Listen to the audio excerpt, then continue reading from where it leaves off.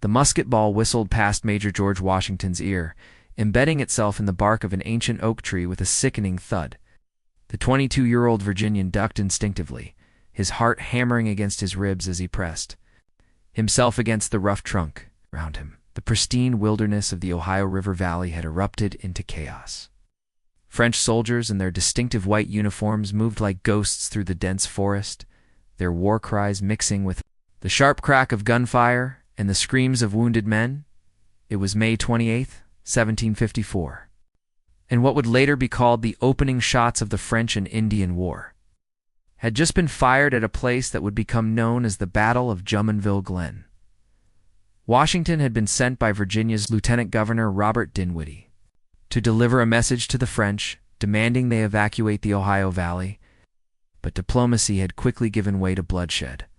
The tensions that led to this moment had been building for decades.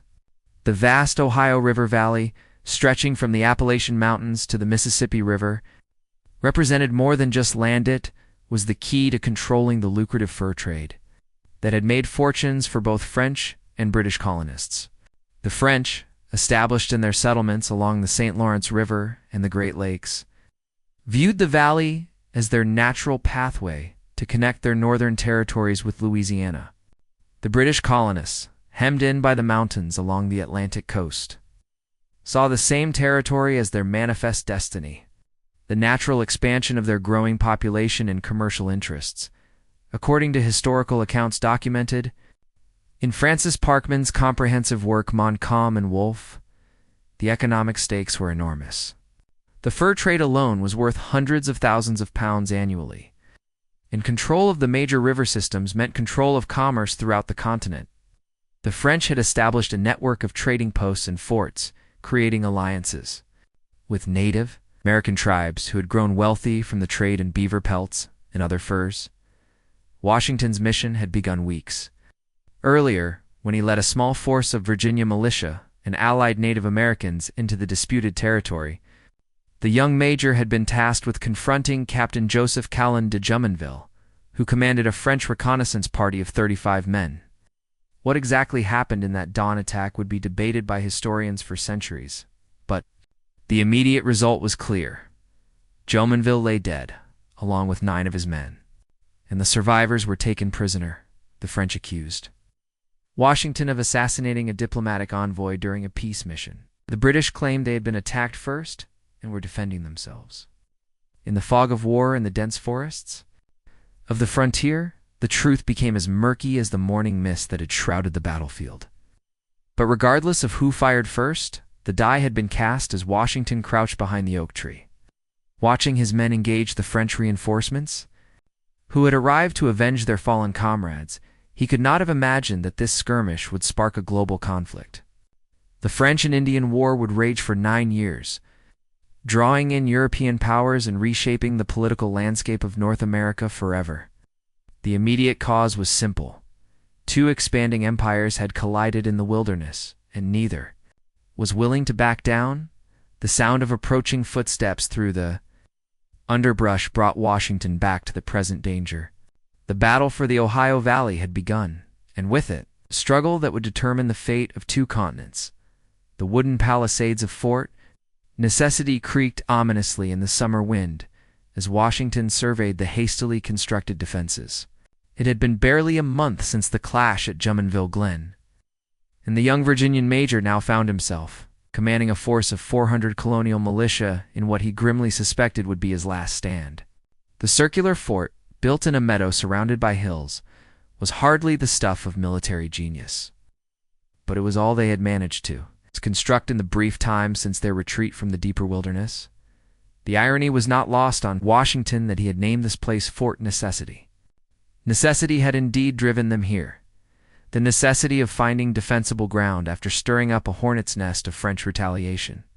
Captain Louis Callan de Villiers, the brother of the slain Jumonville, was approaching with a force of nearly 700 French soldiers and Native American allies, bent on revenge for what the French considered an unprovoked massacre, the broader conflict that had erupted around.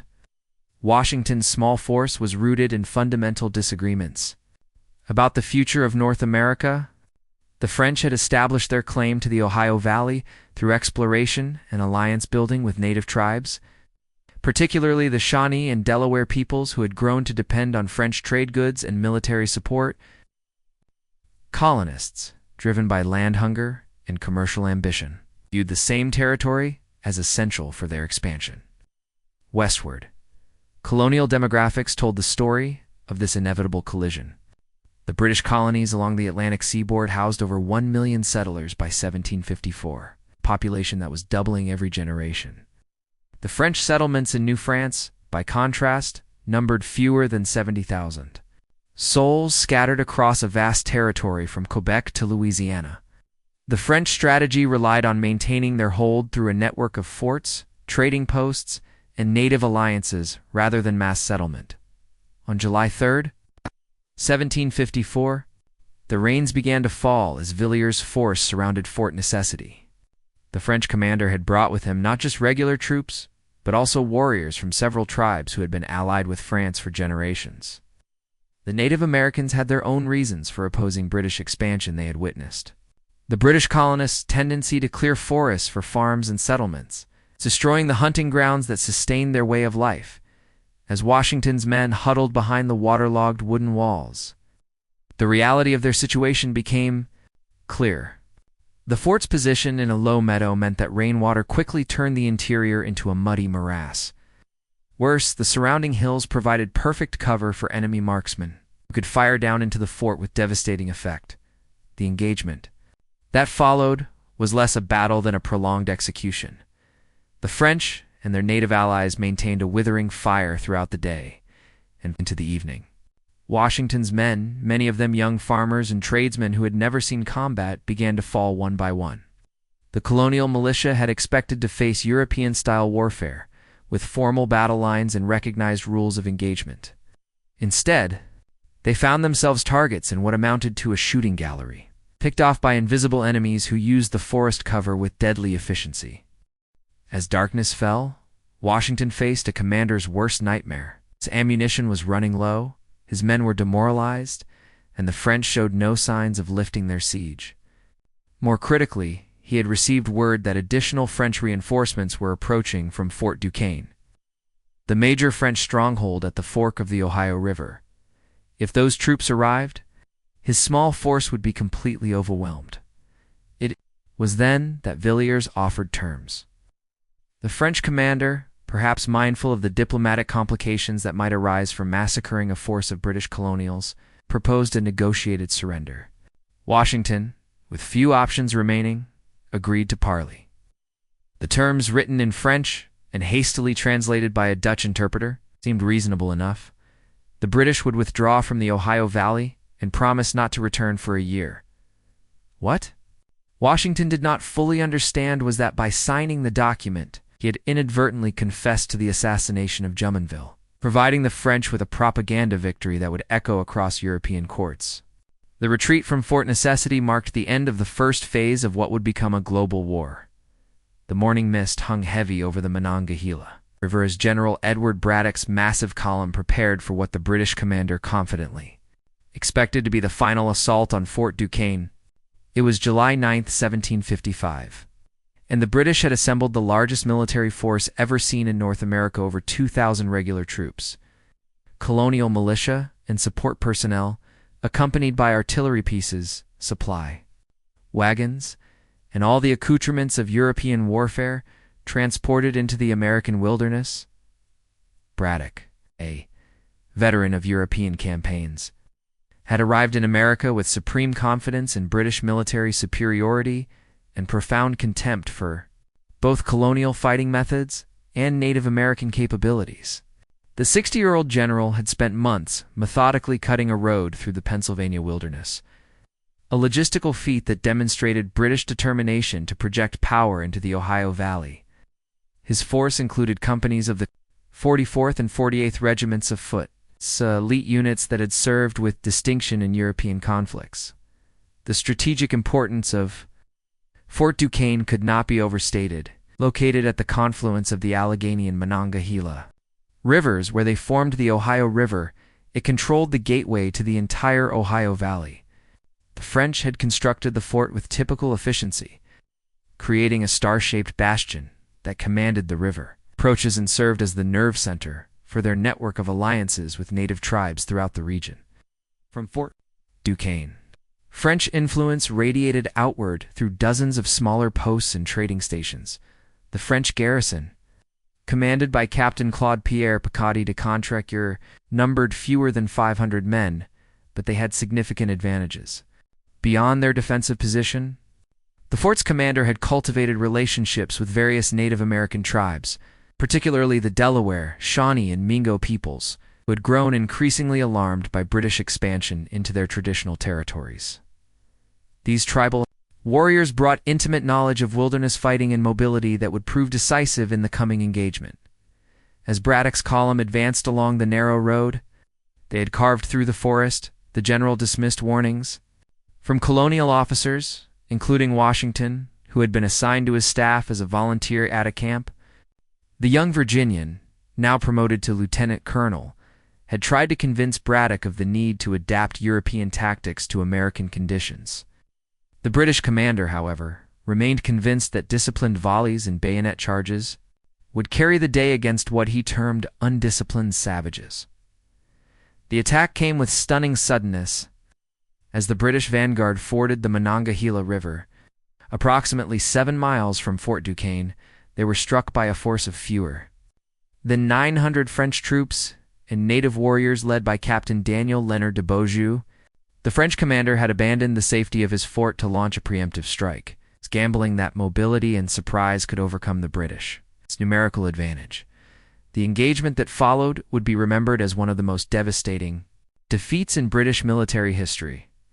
The native warriors, fighting from behind trees and rocks, picked off British officers with deadly precision while remaining virtually invisible to their opponents. The British troops, trained to fight in open fields with clear lines of sight, found themselves helpless against an enemy they could not see or effectively engage. Braddock himself, mounted on horseback and making a conspicuous target in his scarlet uniform, was shot from his saddle after having 4 previous horses killed beneath him. The general had shown remarkable personal courage, repeatedly exposing himself to enemy fire while trying to rally his men. But his tactical rigidity had doomed the expedition from the start. As he lay dying, carried from the battlefield by his retreating troops, Braddock reportedly gasped, "Who would have thought it? The rout was complete." Of the 1,300 British troops who had crossed the Monongahela that morning, nearly 1,000 were killed or wounded. The survivors fled, in panic, abandoning their artillery, supplies, and wounded comrades. Washington, who had 2 horses shot from under him and 4 bullet holes in his coat, helped organize the retreat while marveling at his own survival. The defeat at the Monongahela sent shockwaves through the British colonies and European courts.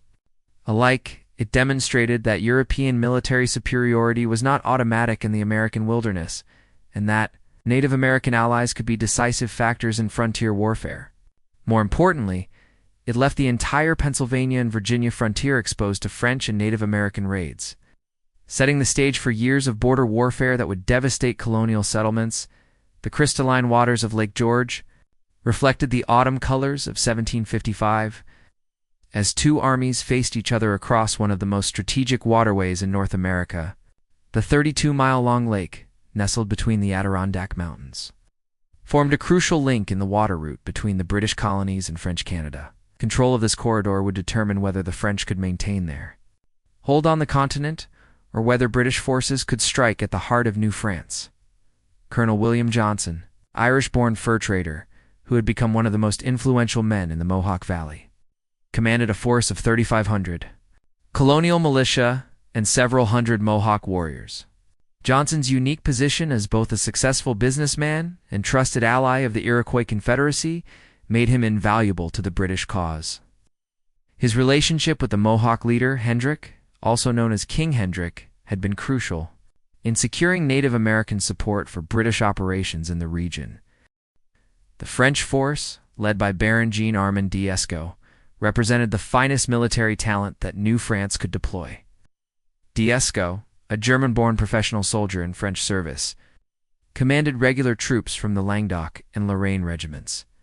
Supported by Canadian militia and native allies from various tribes, the Baron had earned his reputation in European conflicts and brought with him the tactical expertise that had made French arms respected throughout the continent. The strategic situation in 1755 had become increasingly desperate for both sides. The British defeat at the Monongahela had emboldened French forces throughout the region. While colonial governments struggled to raise sufficient troops and resources for an extended campaign, the French, despite their tactical successes, faced their own challenges. Their native allies were beginning to question whether continued warfare served their interests, and supplies from France were increasingly difficult to obtain. The first engagement came on September 8, 1755, when a scouting party led by the elderly Mohawk chief Hendrick encountered Dieskau's advancing force near the southern end of Lake George. The ambush that followed, known as the Battle of Lake George, would claim the life of King Hendrick and demonstrate the brutal reality of frontier warfare. The Mohawk leader, approaching 80 years of age, had insisted on leading his warriors. Despite warnings about the dangers ahead, Johnson's main force, positioned behind hastily constructed log breastworks near the lake's southern shore, waited as survivors of the ambush brought word of the French approach. The colonial militia, drawn from New England and New York, had little experience with formal military operations, but they possessed the advantage of fighting from prepared positions with clear fields of fire. Their position at the head of the lake also provided them with secure supply lines back to Albany, according to contemporary accounts preserved in the Massachusetts Historical Society. The battle that ensued was unlike anything previously seen in American warfare. Dieskau's regular troops advanced in traditional European formation, expecting to overwhelm the colonial defenders through disciplined firepower and bayonet charges. Instead, they found themselves facing entrenched opponents who had learned from earlier defeats and adapted their tactics accordingly. The engagement lasted throughout the afternoon, both sides suffering heavy casualties. Johnson himself was wounded early in the fighting but continued to command from behind the breastworks. The colonial militia, fighting for their homes and families, displayed a tenacity that surprised their professional opponents. More importantly, they had learned to coordinate their fire effectively, creating overlapping fields of destruction that made traditional infantry assaults suicidal. The turning point came when Dieskau was wounded and captured while attempting to rally his men for a final assault. The French commander, struck by multiple musket balls, was found lying behind a tree, abandoned by his retreating troops. His capture effectively ended French resistance, as the surviving regulars and militia withdrew toward Fort Carillon, their primary stronghold on the lake. The victory at Lake George provided the British with their first significant success since the war began, boosting morale throughout the colonies and demonstrating that colonial forces could defeat European professionals under the right circumstances. Johnson was awarded a baronetcy for his success, becoming one of the few colonial-born individuals to receive such recognition. More importantly, the battle secured the southern approach to Lake George, providing the British with a staging area for future operations against French positions in the Champlain Valley. The palisades of Fort William Henry stood stark against the gray waters of Lake George as the French army appeared through the morning mist of August 3, 1750. The fortress, constructed by the British following their victory at the lake 2 years earlier, commanded the southern approach to the strategic waterway and represented the northernmost extension of British power in the region, now under the command of Lieutenant Colonel George Monro. The fort's garrison of 2,300 men faced the largest French force ever assembled in North America.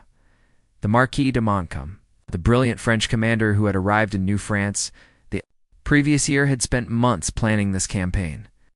Louis-Joseph de Montcalm-Gozin de Saint-Véran brought with him not only tactical genius, but also a deep understanding of the political and cultural complexities of warfare in the American wilderness.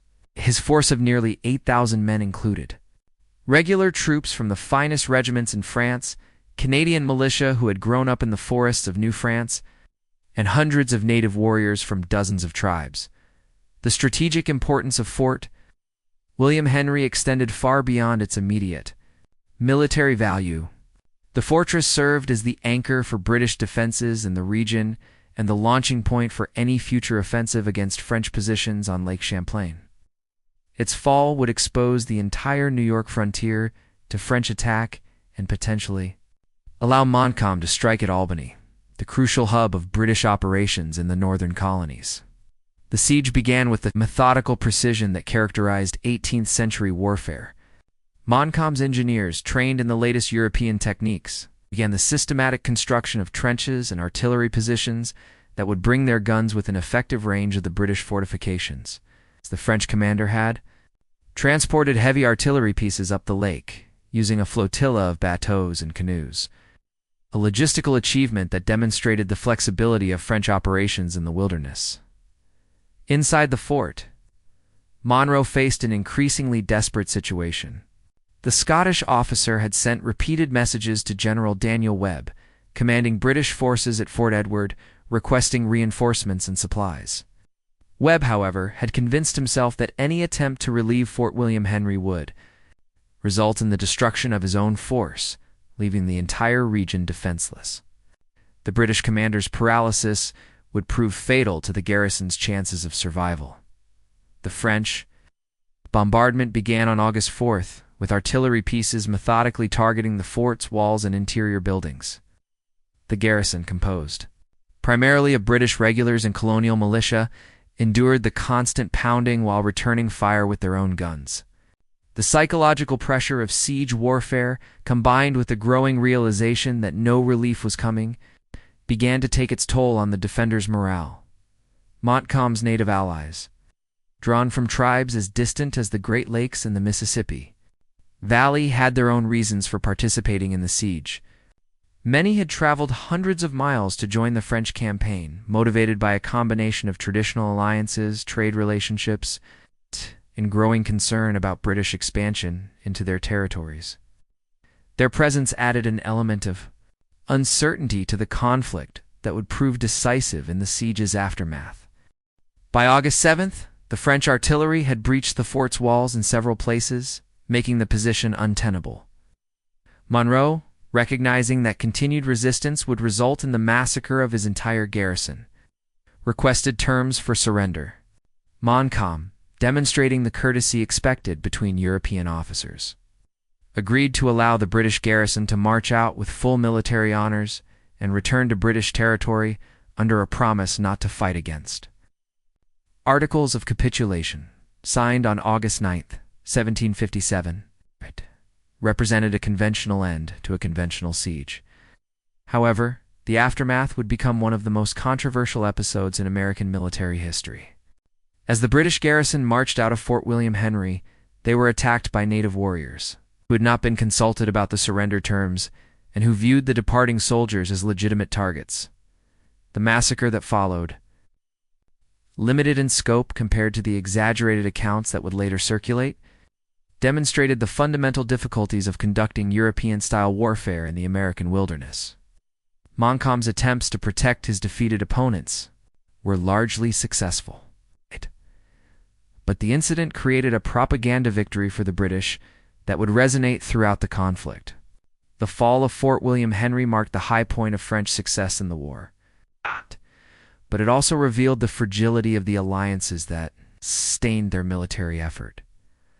The massive stone walls of Louisbourg rose from the rocky shores of Cape Breton Island like a monument to French engineering and determination, known as the Gibraltar of the New World. The fortress had been constructed at enormous expense to protect the entrance to the St. Lawrence River and the approaches to Quebec.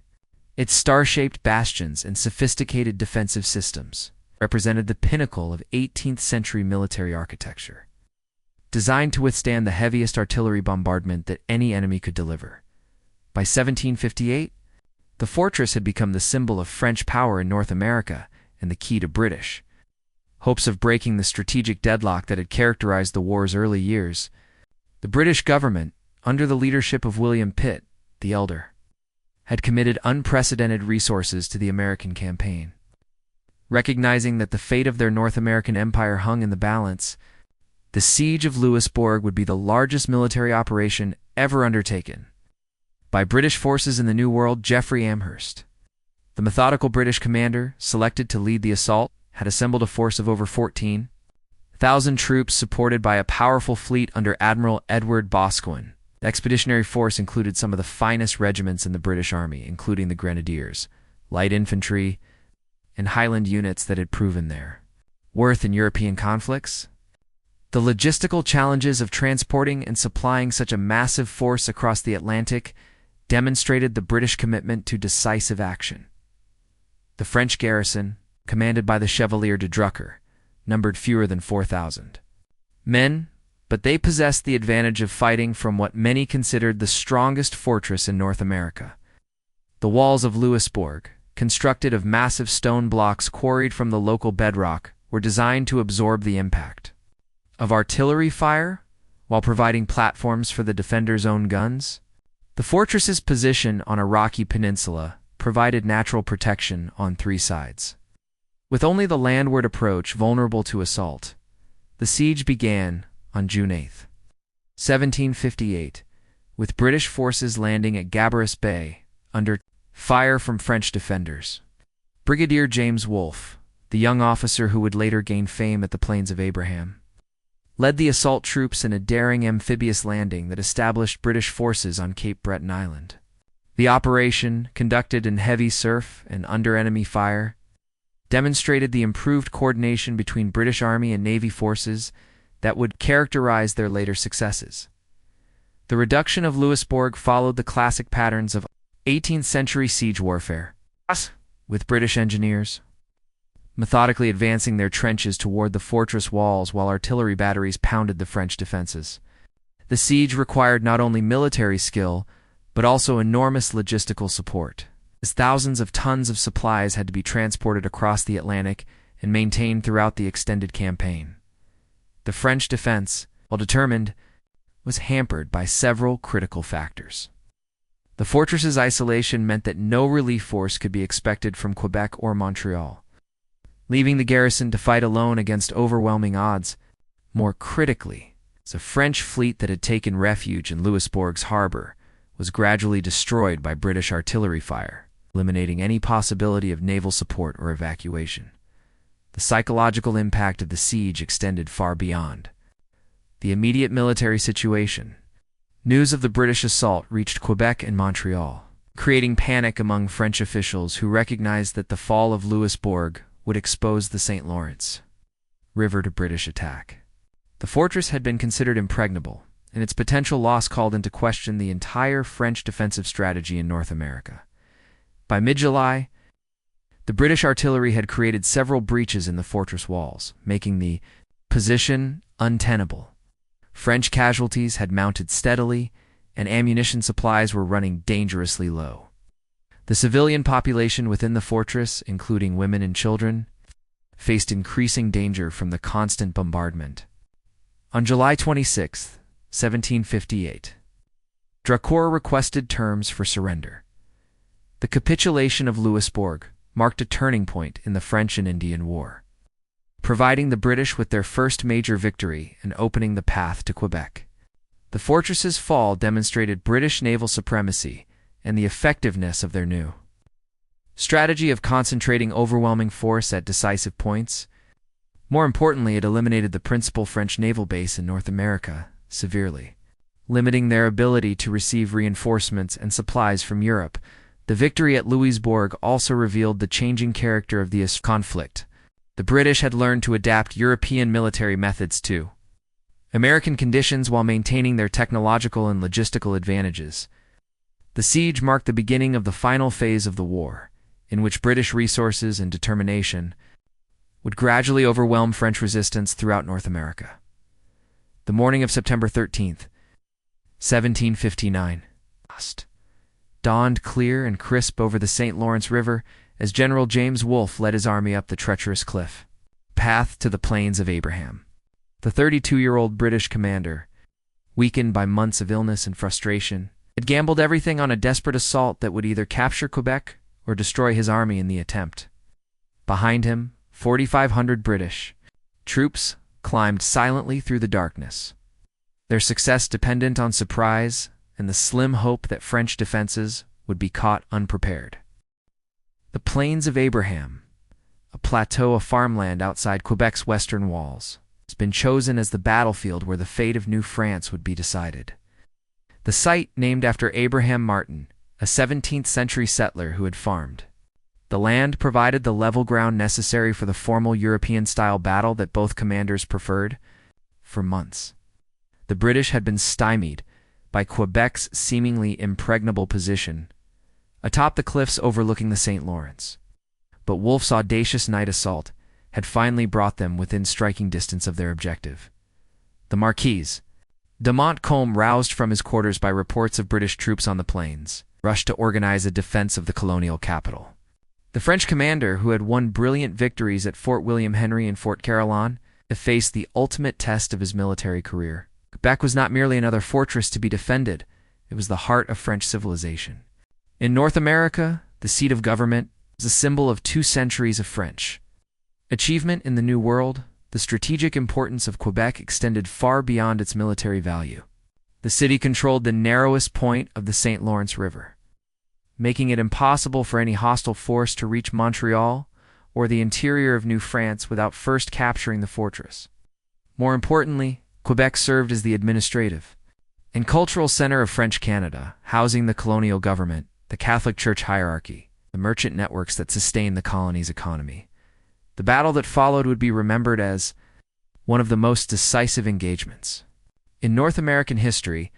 Both armies, numbering approximately 4,500 men each, deployed in the formal linear formations that characterized 18th-century warfare. The British troops, including elite units like the Grenadiers and light infantry, had been trained to deliver devastating volleys at close range before closing with the bayonet. The French force is composed of regular troops from the Languedoc and Béarn regiments, along with Canadian militia, possessed the advantage of fighting for their homes and families. The engagement began with skirmishing between light troops and native warriors, but the decisive moment came when Montcalm ordered a general assault against the British line. The French advance, conducted across open ground under British artillery fire, demonstrated the courage of troops who recognized that the fate of their colony hung in the balance. However, the attack was premature and poorly coordinated. Launched before all French forces had reached the battlefield, the British response was devastatingly effective. Wolfe had positioned his troops in a thin red line that maximized their firepower while minimizing their exposure to French artillery. When the French assault came within 40 yards of the British position, the order was given to fire. The volley, delivered by disciplined troops at point-blank range, shattered the French attack and sent the survivors reeling back across the plains. Both commanders paid the ultimate price for their determination. Wolfe, leading his troops from the front, was struck by 3 musket balls and died on the battlefield, living just long enough to learn of his victory. Montcalm, attempting to rally his retreating troops, was mortally wounded by grapeshot and died the following morning, reportedly expressing gratitude that he would not live to see the surrender of Quebec. The aftermath of the battle was swift and decisive. The French garrison, demoralized by their defeat and the loss of their commander, surrendered Quebec on September 18, 1759. The British had achieved their primary objective, but at enormous cost. The capture of Quebec effectively ended French power in North America, though fighting would continue for several more years before the Treaty of Paris formally concluded the conflict. The fall of Quebec marked the end of an era in North American history. The French Empire in America, built over 2 centuries of exploration, trade, and settlement, been destroyed by British military superiority and colonial demographic pressure. The victory ensured that North America would develop along British rather than French lines, with profound consequences for the continent's future. The causes of the French and Indian War competition for trade, territory, and influence among native peoples had been resolved through military conquest. But the underlying tensions between different visions of colonial development would continue to shape American history for generations to come. The Plains of Abraham had witnessed the climax of the global struggle between Britain and France, but it also marked the beginning of new challenges. The British colonies, freed from the French threat, would soon begin to question their relationship with the mother country, setting the stage for the American Revolution. The French and Indian War had ended French power in North America, but it had also created the conditions that would eventually lead to the birth of the United States.